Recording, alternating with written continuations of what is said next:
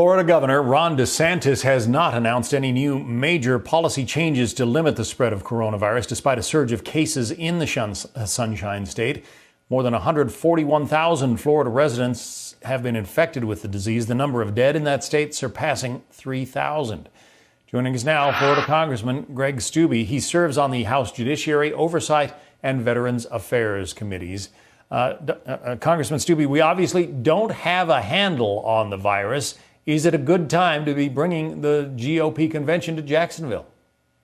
Well, I think Floridians and especially Republicans are very happy to welcome the convention here in Florida. It's 2 months away. We still have 60 days before the convention comes into Jacksonville. So who knows what type of situation we'd have with COVID-19. There's going to be, it's the President of the United States, it's the RNC. We're going to have plenty of safety protocols in place to ensure that everybody's protected. They're going to do temperature checks as people go in. There's going to be plenty of PPE for people to use if they don't have any. There's going to be sanitation procedures. So I feel very comfortable that our leadership is going to take the things that they need to do to make sure that everybody's safe.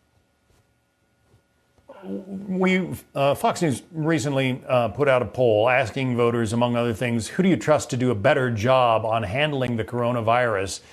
And in Florida in particular, the numbers for President Trump were not particularly good. Take a look. 49% of voters say Joe Biden would do a better job. That's in Florida alone. So Biden wins that number by 13 percentage points. In Georgia, it's only Biden +4. Same with North Carolina, and in Texas, it's Biden +3. What is it about Florida that you think leads to numbers like those? Well, I think this is the same polling that you saw, months before the last big presidential election that had Hillary Clinton winning the presidency. So there's 1.8 million Trump voters that didn't show up for the midterm elections that are going to show up and vote for Trump. I think he's going to have a lot of people that are going to show up for him because of all of the far leftist policies that the Democratic majority has pushed on our country, like defunding the police departments and all the different things that they've pushed for. So I think Florida is going to be in good shape. It supported the president this last time, and I'm looking forward to supporting him again. The president gets better numbers on economic policy when asked, who do you trust to do a better job on the economy? The numbers are completely turned around. In Florida, the president wins 47-43, 49-41 in Georgia, 50-41 in North Carolina, and 51-37% in Texas. So it's the president plus 14 points on the economy. Typically in election, the economy rules all. Do you think that that'll be the case this time around? Absolutely. I mean, look at the numbers that Trump had and this White House had right before the pandemic hit. Lowest unemployment for African Americans and minorities. The market was doing tremendous.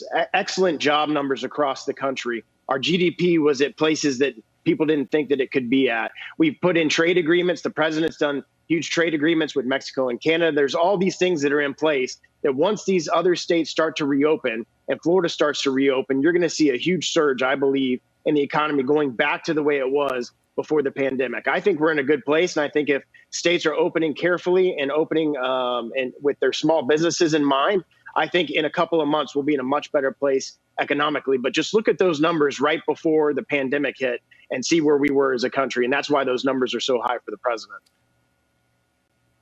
Yeah, one of the problems that the country is facing right now is the racial turmoil that we've seen ever since the George Floyd death in Minneapolis. Your fellow congressman, fellow Republican from California, Devin Nunes, says he thinks Democrats are taking advantage of all this to play identity politics. Listen.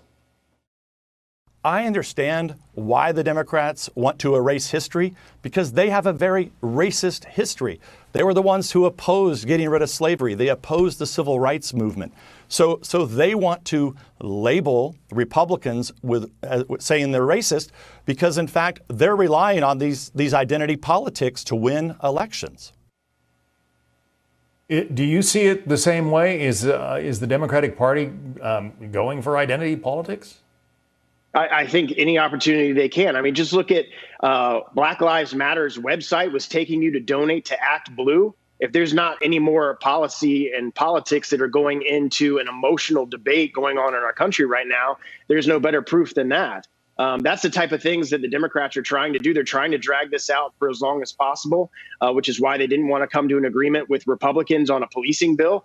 Tim Scott in the Senate had a great bill that did a lot of things that would have improved race relations and policing in this country. And Democratic senators stood up and wouldn't even debate the bill. And in the House, they just completely ignored Republican amendments and the Republicans' wishes to try to work on that bill together and just pass a very partisan bill that they know is not going anywhere in the Senate.